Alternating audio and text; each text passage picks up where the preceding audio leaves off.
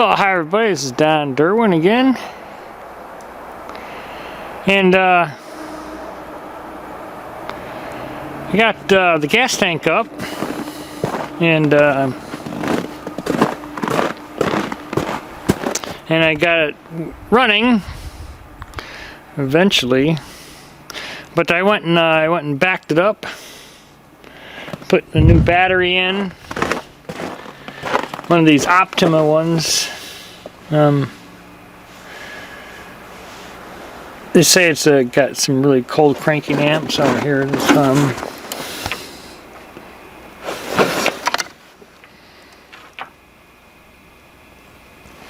I hear all the this thing. These are all the numbers. You got CA cold cranking amps 800, AH. And RC is 100. I don't really know what those are, but the 800 cold cranking amps are pretty good, I guess. But I know it was like 320 bucks. Bought it at O'Reilly's. But yeah, I got it started, and then I got it backed up about 5 feet, and then all of a sudden, because I put 4.5 gallons of gas in it, and the tank was totally emptied. I mean, I siphoned all the gas out of it, and we got it back about 5 feet, and it quit. I'm like, oh man, oh, that sucked. So I was gonna try and drive it to the gas station. Well, lucky, I'm glad it conked out when I tried to back it up, rather than on the road. Then I would have been screwed.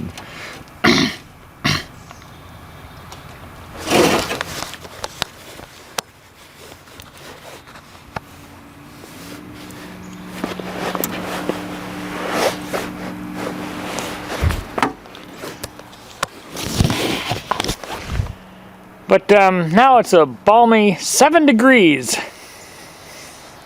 Before, when I was working, it was minus 10. It was last night. Well, not last night. This is Friday night. This is Saturday. No, it's Sunday already. But Friday night. And actually, normally I would hate to. I was like thinking. I hate working in the winter, man. It really sucks. But I know it was minus 11, and I didn't feel too bad about it. I mean, it was like there was no wind, and even though it was minus 11, I got some jogging, or not jogging clothes, some biking pants and this thing, and then I had this thing on, this back thing, my hood, and my hat, it's got a little hoodie here, and then my hat on. That wasn't so bad. I went in like 5 minutes. I could only work about for 5 minutes and then go back inside. My fingers were too cold. And bring your tools in the house. Keep them warm. Don't leave your tools out here in the cold. And that's the one thing I learned too. And so if I needed a wrench, I'll just go back and go get one in the house where it's nice and warm. That's lesson I learned there. But anyway, the reason I wanted to make this video is because I was looking on YouTube about no start, because I mean, well, I went and got 4.5 more gallons of gas. I got it and went up to a quarter tank. So it's about 9 gallons I got in there. Then it wouldn't start, and I had it pulled out. I had it pulled out to about up to here, and I don't want to block them over there. And it's just sitting right here, and I'm like, well, what the fuck? Well, I shouldn't swear though. Swearing's bad. Anyway, and I'm like,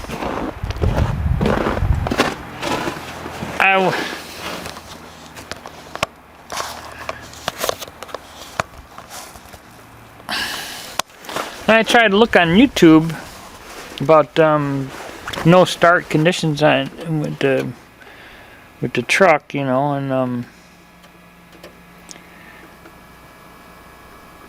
I'm like, what the heck, man? I just put a tank on it and I can't even start it now. And so my thinking was, well, maybe, I mean, I got a brand new battery, but after I was investigating, you know, my issues here, and I decided to like, you know, the ground, you know, with the no start, with this truck too, and anything that I learned, you know, working on vehicles through the college and all that. Oh, here, just one thing that I wanted to take a video of before I forget what I done here. But yeah, this thing, I use a coat hanger, or not a coat hanger, it's a bucket, a Home Depot bucket. Then have this thing to latch. I mean, my cable's broke, and so I just been using that bucket thing. It works just as well. But the bucket is great because it has a hook on it. It has a hook on it just perfectly what you need, and it's strong as hell. It's not like a coat hanger. But then there's a little handle that you can grab onto too. But I was just trying to look. I'm like, why am I having so much trouble putting this thing in there? And so I was looking at it, and it's like, so what I do is what you try to do is you try to grab the I try to like grab here, but I was trying to. So in other words, you got to have the thing just a little bit below the cable, right there. You know, because if you grab it up too high, it's not going to do anything. Oop. But if you gotta grab it low to where you can pull the thing. And here's what it looks like in the back. You know what? I guess maybe it's kind of hard to see because of the sunlight there. But you kind of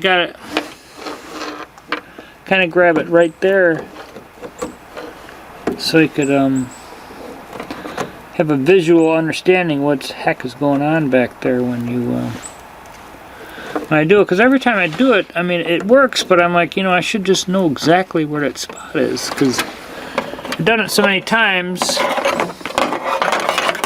that I should just know. I mean, but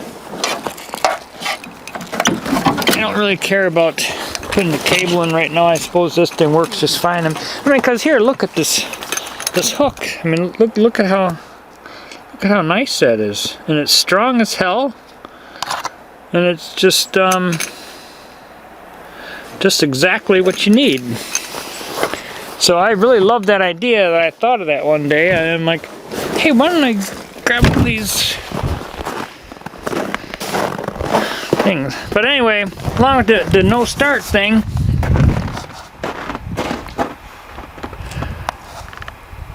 so I sat there maybe 4 hours, maybe just sanding everything and just going through everything, and you know, trying to go through what the heck I done. And but what I realized, that what I kind of done was I had these things on. I had this one on. This is for my plow. These two here things. So, and then I had it on.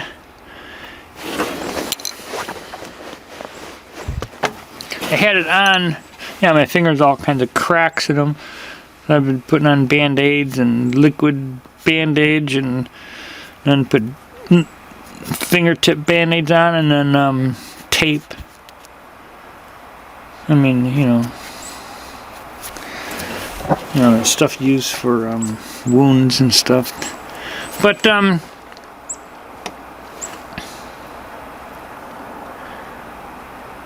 only thing bad about this, when you wash your hands, you can't wash your hands, they get all wet, so you can't really wash your hands. But yeah, I got some really bad cracks. I got really bad cracks in my thumb, man. It's almost like 1/4 of an inch long, 3/8 of an inch, probably. It's about, yeah, probably about that 3/8 of an inch crack. Man, it hurts like hell. My thumb. But I had the thing right here. you know, this part right here. So I'm like, well, you know, I got these things. What did I buy these for? So you can, you know, put them here. I'm like, well, you know, why don't I just put it there? It's a better idea. That wasn't causing a problem though, but I think what was causing a problem is this one I had up to here, you know, and it's the same place about, but it's not, it was not flush. This bolt was not flush, and it was kind of not getting full contact with the battery here. And plus, when it's cold, 11 below zero, I mean, I don't think electrons flow as good in the winter as they do in the summer. And so then I moved it here. And but I thought about this after. I didn't try to start it, you know, then, you know, but I'm like, I think I tried to look at some grounds first, and then I seen the battery, and I'm like, oh shit, you know what? And then so I went through, and the thing is, what you should do with this truck, so it's like, the one thing I learned with electricity, I mean, I took it in aviation too. I'm an aircraft mechanic, you know, but the thing, and you know, it went in resistance, you know, and all that stuff, but you know, I done house electric. And but it's like they use 120 volts, you know, in your house. And in the Philippines, actually, they use 240 volts. And the reason they do that is because the connections are so poor in the Philippines that they use a higher voltage, and voltage is the pushing power. And so a car vehicle is 12 volts. So if the volts is the pushing, it don't have much push. And that's why you have so many problems with connection in a vehicle. And that's why corrosion is so vital in a car vehicle. And so in the amperage, the one thing that a car has over the house, well, I don't know, but I mean, about the amperage of that, I mean, I think the house got so much amperage that, you know, but the thing is with a car has low voltage but high amperage. And that's what you need to start the vehicle, because you need a lot of power. Amperage is power. You know, so the more amps you got, the more power you have. And that makes what makes a car good, because it has a lot of amperage, and that's what it takes to turn the engine over. So you need a lot of power to do it, otherwise you're not going to do it. You may have volts. You can have 1,000, 2,000 volts, but if you got no amperage, you're not going to do much of nothing there. So a car vehicle only has 12 volts. And this I thought about, you know, many, many years ago, and I'm like, you know, that's why a little rust in your connections is so vital in a vehicle. And so, and I know that, but I hate going through all my connections, because otherwise you got to do every year I got to put on the plow too. I look on it, and every year it's because the connections are corroded, and then my plow don't go up and down because it's from the battery. And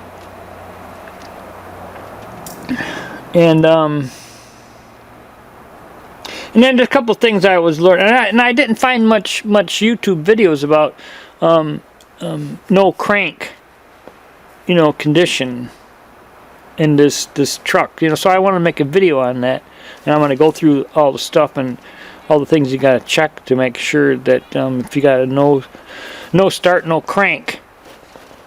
But then the one thing I did notice that this came loose. This is actually, I think, part of it. But this is there's a fuse in here, but I took the fuse out. I mean, it fell out, I guess. I don't know where the fuse is, but this is actually a connection, and I just taped it together. But this is also important, because this thing here, this is where your electricity comes in for. This is your hot one right there. That's what you need to start it also.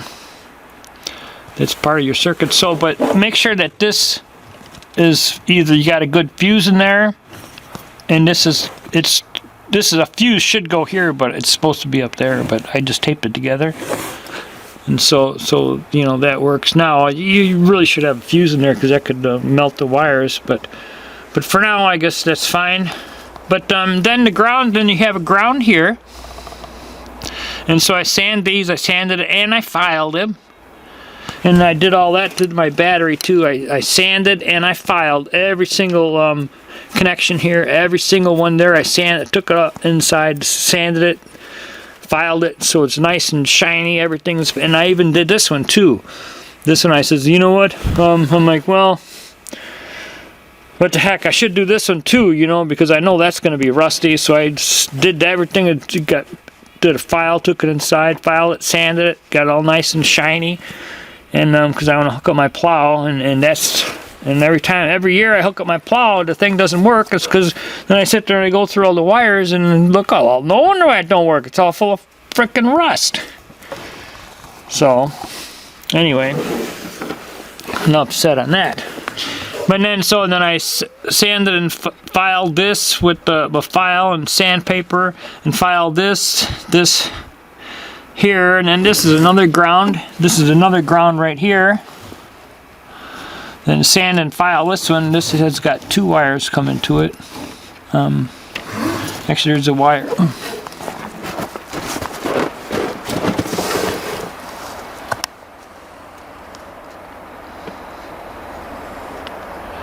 It's got 2 wires coming to that. So take that out. That's a ground also, and you know. Take the vehicle, try to get back inside and even sand the screw itself to try to make that nice and connective.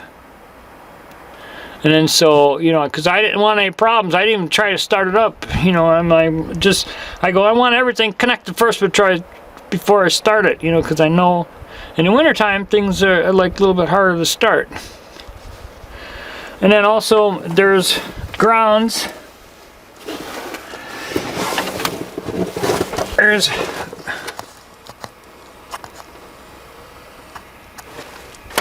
right here, my finger, there's a ground here. This is to the thermostat right there.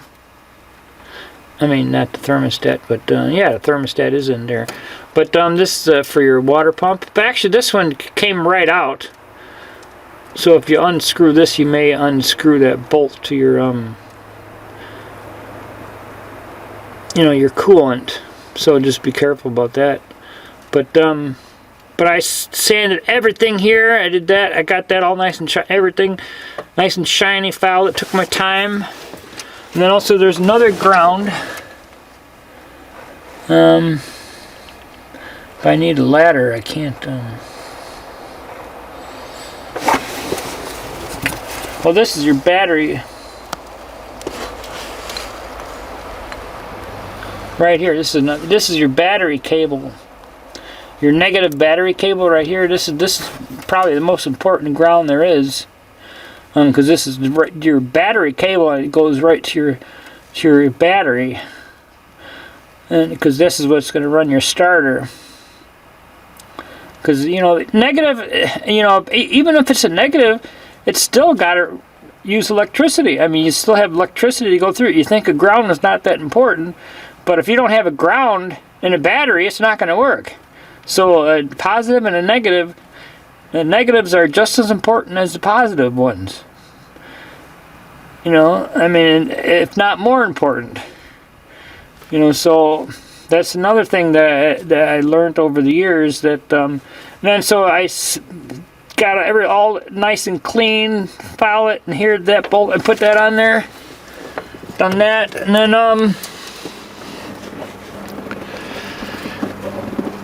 yeah, then it started right up. Beautiful. And the moral to the story is make sure all your connections are nice and shiny and stuff. And then I'm like, huh? The minus 11 below zero. I was doing that. It's like, oh God, it's cold. And I started thinking about it. Here, it's not. It's 7. I'm still getting cold right now. But I can imagine. And so I drove it to AutoZone, and then or not AutoZone. I mean Quick Trip. And I went over the railroad tracks, and my muffler came loose on there. It's like making it, you know. I think by the catalytic converter, I think this Hodag Lubin Express. I don't think they did a very good job the one time, because I think I went and looked underneath that. I thought my muffler fell off or something, but I got a brand new muffler on it, brand new pipes and everything. And I think they screwed up the one time because they didn't even put the one of the hold clamps on in the back, and then I think that's what's the problem is. So I'm going to take it back to Hodag Lubin Express here in Rhinelander, which I don't know. I'm not. Their rates are good, but sometimes they don't do that good of a job. But I'm gonna have them hook that back up again, and I think it just came loose by the catalytic converter. But so I did all that, and then the reason I done on that is too because if I couldn't get it started here, the only other place is I got to go down by the starter, and it's like I'm like, well, I really don't want to do that in the middle of winter. But anyway, so that was just a no start condition in a 1990 Chevy Silverado, and I still got to put my plow on yet. But it's just a little bit too cold to be doing that shit now. I shouldn't swear. God, I am pretty bad. But anyway, I gotta put my plow on a little bit later when it's a little bit warmer. But at least I got my truck working again, and then got the Optima battery. Then another thing which I'm really getting kind of pissed off at me about is a PT Cruiser. It's still sitting here. It's been sitting here for 2 freaking years. And I did the front brakes already. I put new